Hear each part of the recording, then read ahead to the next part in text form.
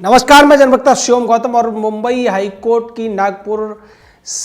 Nagpur bench ने एक बड़ा फैसला दिया है जिसमें महाराष्ट्र सरकार को एक तगड़ा झटका दिया है। दरअसल महाराष्ट्र सरकार ने समित ठक्कर नाम के एक व्यक्ति के ऊपर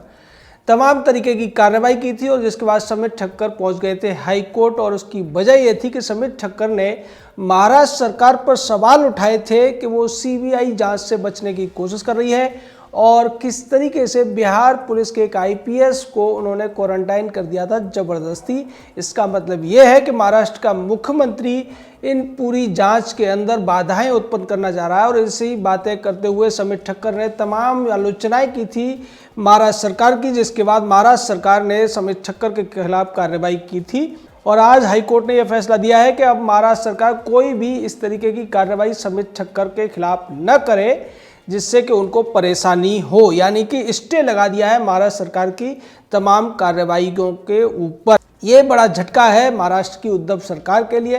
क्योंकि जिस तरीके से उद्धव ठाकरे की जो सरकार है वो अपनी आलोचना करने वालों को निशाना बना रही है और उसके बाद में तमाम अपने ही कुकर्मों की वजह से वो घिरती जा रही है। सुशांत सिंह राजपूत के केस में जिस तरीके की खबरें अब सामने आ रही हैं कि पहले उन्होंने रिया को बचाने की कोशिश की, रिया की जो चैट थी उसको रिट्रीव नहीं किया गया, रिया के ऊपर जो आरोप लग रहे थे उस पर ध्यान नहीं दिया गया और सुशांत सिंह राजपूत के मामले की जो जांच है उसको अलग दिशा में मोड़ने की कोशिश की गई। और बार बार जब सीबीआई जांच की मांग की गई तो अनिल देशमुख जो महाराष्ट्र सरकार के गृह मंत्री हैं वो हर बार टाल जाते थे। फिर बाद में ऐसी बात को लेकर संजय राउत ने मोर्चा खोल लिया था, उद्धव ठाकरे भी ऐसी ही बातें करते नजर आए थे। लेकिन अंत में जाकर जब सुप्रीम कोर्ट ने जांच के लिए हरी झंडी दिखा दी तब भी महाराष्ट्र सरकार इसमें सहयोग करती हुई दिखाई नहीं दे रही थी। इसके पीछे की जो वजह है, लोग ये कह रहे हैं कि इसके पीछे वजह ये है कि महाराष्ट्र सरकार पूरी तरीके से इस मामले में फंसी हुई है और इसमें महाराष्ट्र सरकार का एक मंत्री भी शामिल है। इस तरीके की बातें हो रही थी,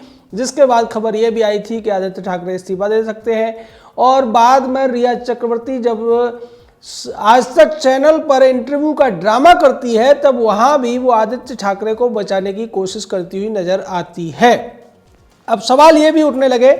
कि रिया चक्रवर्ती जो इसकी आमदनी 10 से 12 लाख या आप 15 से 18 लाख कह सकते हैं सालाना है, यानी कि 1 से 1.5 लाख रुपए महीने का ही उसकी आमदनी है, उसके बावजूद वो सतीश मानसिंदे जैसे वकील को कैसे खरीद पा रही है। इसको कहीं ना कहीं ऐसा लगता है कि महाराष्ट्र सरकार सतीश मानसिंदे को स्पॉन्सर कर रही है रिया चक्रवर्ती के लिए। और बाद में ये बात पूरी तरीके से लोगों के मन में ज़्यादा बड़ा शक पैदा कर गई जब आज तक चैनल ने रिया चक्रवर्ती के इंटरव्यू को 1.5 से पौने 2 घंटे तक लगातार दिखाया बिना किसी ब्रेक के, जिसका सीधा मतलब था कि ये टाइम स्लॉट खरीदा गया था महाराष्ट्र सरकार के द्वारा। लेकिन रिया चक्रवर्ती पूरी तरह से इस मामले में फंसती हुई नजर आ रही है। आज सीबीआई ने जो जांच की है उसमें रिया चक्रवर्ती, सिद्धार्थ पिठानी, सैमुअल मिरांडा और नीरज सिंह को आमने सामने बिठाकर सवाल जवाब हुए हैं और उसके बाद तमाम विरोधाभास इनके बयानों में सामने आए हैं। उसके बाद में ऐसा लगता है कि अब इन सभी लोगों का पॉलीग्राफ टेस्ट होने का जो समय है वो नज़दीक आता जा रहा है।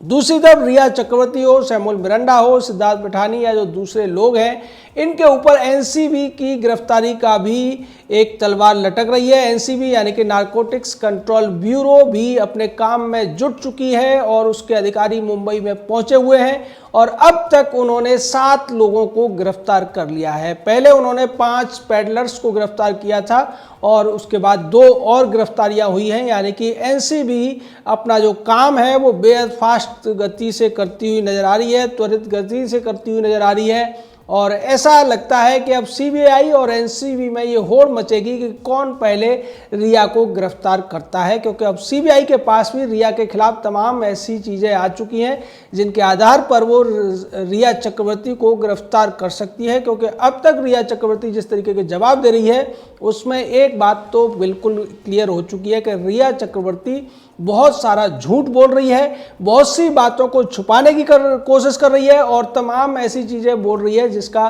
तथ्यों से कोई लेना देना नहीं है। और इसी के लिए रिया चक्रवर्ती ने पहले आज तक पर इंटरव्यू दिया, बाद में दूसरे चैनलों पर भी वो इंटरव्यू देकर इस तरीके की कोशिशें करती हुई नजर आ रही थी। लेकिन जिस तरीके से इस पूरे मामले में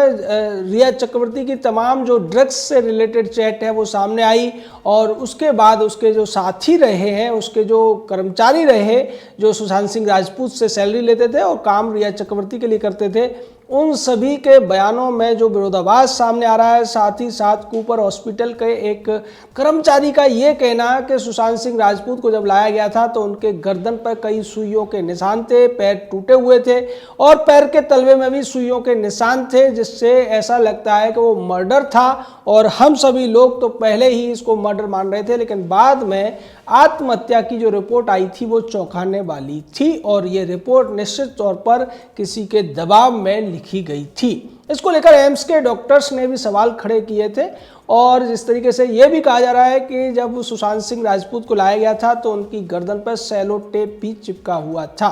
यानी कि सेलो टेप का क्या काम हो सकता है अगर व्यक्ति फांसी लगाकर उसकी मौत हुई है, यानी निश्चित तौर पर सुई से कुछ अंदर डाला गया था, कुछ उनको इंजेक्शन दिया गया था जिसकी वजह से ब्लड न निकले, इसलिए शायद सेलो टेप लगाया गया होगा और बाद में अपराधी उसको छुड़ाना भूल गए होंगे। हालांकि इसकी जांच सच है या झूठ ये तो सीबीआई ही करेगी, लेकिन सीबीआई अब तक जिस तरीके से जांच कर रही है उसमें ऐसा लगता है कि ज़्यादा दिन तक ये जो लोग हैं जो झूठ बोल रहे हैं, सच्चों को छुपाने की कोशिश कर रहे हैं, और अब तक जिन्हें मुंबई पुलिस बचाती आ रही थी उनका बच पाना बेहद मुश्किल लग रहा है। और नागपुर बेंच ने जिस तरीके से समित ठक्कर के पक्ष में फैसला दे दिया है और उनके खिलाफ किसी भी कार्रवाई को करने से महाराष्ट्र सरकार को रोक दिया है, उसके बाद एक संदेश उन लोगों के लिए पहुंच गया है कि डरने की जरूरत नहीं है। अगर महाराष्ट्र सरकार कोई बदले की भावना से कार्रवाई करती है तो हाईकोर्ट आपके संरक्षण के लिए है। वही दूसरी तरफ कंगना रनौत ने भी तमाम सवाल खड़े किए हैं रिया चक्रवर्ती के लिए, और यह पूछा है कि रिया चक्रवर्ती जो कुछ बोल रही है उसमें कि सच है तो वो सारी चीज़ों का डिटेल में जवाब दे। अगर वो ये कहती है कि डिप्रेशन की शिकायत थी सुशांत सिंह राजपूत को, तो क्या वो शिकायत रिया चक्रवर्ती के उनकी ज़िंदगी में आने के बाद हुई थी? और डिप्रेशन होने से किसी आदमी का आत्महत्या करने का कोई संबंध नहीं है। ज़्यादातर लोग जिनको डिप्रेशन की दिक्कत होती है वो भी आराम से ज़िंदगी जीते हैं, और सुशांत सिंह राजपूत के व्यवहार से कहीं भी नहीं लगता था कि वो डिप्रेशन से इतने ज़्यादा पीड़ित हैं। तो रिया चक्रवर्ती तमाम तरीके के झूठ बोलकर अब सुशांत सिंह राजपूत को जिस तरीके से बदनाम करने की कोशिश कर रही है और इसका फ़ायदा उठाकर वो अपने अपराधों से बच जाना चाहती है। लेकिन रिया की मुश्किलें और बढ़ती जा रही हैं। रिया चक्रवर्ती ने आज तक को दिए इंटरव्यू में सुशांत को तो बदनाम किया ही था, बल्कि उनकी बहन प्रियंका सिंह के ऊपर भी तमाम हैरतअंगेज आरोप लगाए थे, और रिया ने यहाँ तक कह दिया था कि प्रियंका सिंह ने शराब पीकर उसके साथ में मोलेस्टेशन करने की कोशिश की, उसका बलात्कार करने की, उसे छेड़ने की कोशिश की थी। अब इस बात का संज्ञान प्रियंका सिंह ने ले लिया है, और आपको बता दें कि प्रियंका सिंह दिल्ली हाई कोर्ट में 2007 से वकालत करती है, यानी कि वो हाई कोर्ट की वकील है, और अब वो रिया चक्रवर्ती के खिलाफ क्रिमिनल डिफेमेशन का केस करने की तैयारी में लगी हुई है। यानी कि उनको जिस तरीके से बदनाम किया गया है, जिस तरीके से उनके बारे में ये आपराधिक तौर पर मानहानि की गई है, उसको लेकर रिया चक्रवर्ती के खिलाफ प्रियंका सिंह केस करने जा रही हैं, क्योंकि प्रियंका सिंह खुद वकील हैं और उनके जो पति हैं वो भी वकील ही हैं दिल्ली हाई कोर्ट में। तो सीधे तौर पर रिया चक्रवर्ती जो सोच रही थी कि इंटरव्यू के माध्यम से वो बच जाएगी या महाराष्ट्र सरकार उसको बचा लेगी, उद्धव ठाकरे आदित्य ठाकरे उसको बचा लेंगे, लेकिन उसका बचना तो नामुमकिन है ही, उसके साथ साथ उसके ऊपर कई और केसेस भी अब लगते जा रहे हैं। एनसी भी पहले से उसकी गिरफ्तारी की तैयारी में है, और अगर प्रियंका सिंह भी हाई कोर्ट में या सुप्रीम कोर्ट में कहीं भी अगर क्रिमिनल जो डिफेमेशन का मामला है, आपराधिक मानहानि का मामला है, उसमें शिकायत करती है तो उसमें भी रिया चक्रवर्ती की गिरफ्तारी सुनिश्चित हो जाएगी। तो ये पूरा का पूरा मामला हालांकि एक के बाद एक दिन नए नए दिन की जांच जैसे जैसे आगे बढ़ती है उलझता जा रहा है, नए नए खुलासे हो रहे हैं, लेकिन उसके बावजूद ये उम्मीद लोगों को जगती जा रही है कि इस मामले में सीबीआई जल्द ही सारे जो झूठ है उनका पर्दाफाश करके सच को सामने लेकर आएगी। तो सीधे तौर पर जो भी लोग इसमें इन्वॉल्व रहे हैं अब उनको कई एंगल से जांच चल रही है। महाराष्ट्र सरकार पूरी तरह से इसमें एक्सपोज हो चुकी है और महाराष्ट्र सरकार को लेकर एक और बड़ी खबर आ रही है कि जो अभिषेक त्रिमुखे नाम के डीसीपी थे, जो कि बार बार रिया चक्रवर्ती से बात कर रहे थे, बाद में ये सफाई दी गई कि वो जांच के सिलसिले में ही बात कर रहे थे, लेकिन उनको लेकर जब सीबीआई ने उन्हें सम्मन किया, सीबीआई ने जांच के लिए बुलाने के लिए नोटिस भेजा, तो अब महाराष्ट्र सरकार ने यह खबर दी है कि अभिषेक त्रिमुखे को और उनके परिवार को कोरोना हो गया है, वो कोरोना पॉजिटिव पाए गए हैं और इसलिए उन्हें क्वारंटाइन करना पड़ेगा। यानी कि अब महाराष्ट्र पुलिस जवाबदेही से बचने के लिए, जवाबदेही से अभिषेक त्रिमुखे को बचाने के लिए कोरोना का बहाना ढूंढ रही है। और उससे पहले जब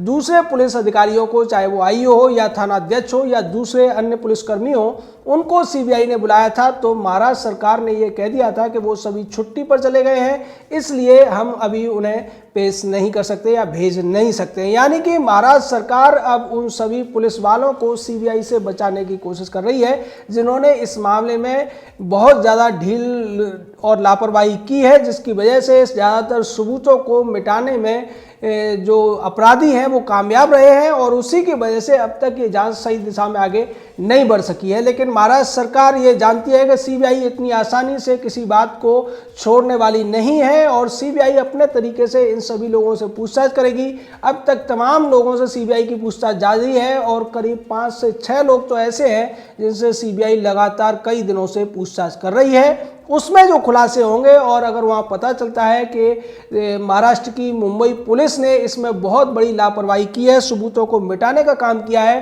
तो निश्चित तौर पर पुलिस वालों के खिलाफ भी सबूतों के मिटाने का आपराधिक मामला सीबीआई दर्ज करेगी, जिसका जवाब महाराष्ट्र की उद्धव सरकार को अल्टीमेटली देना ही पड़ेगा। जय हिंद, जय भारत।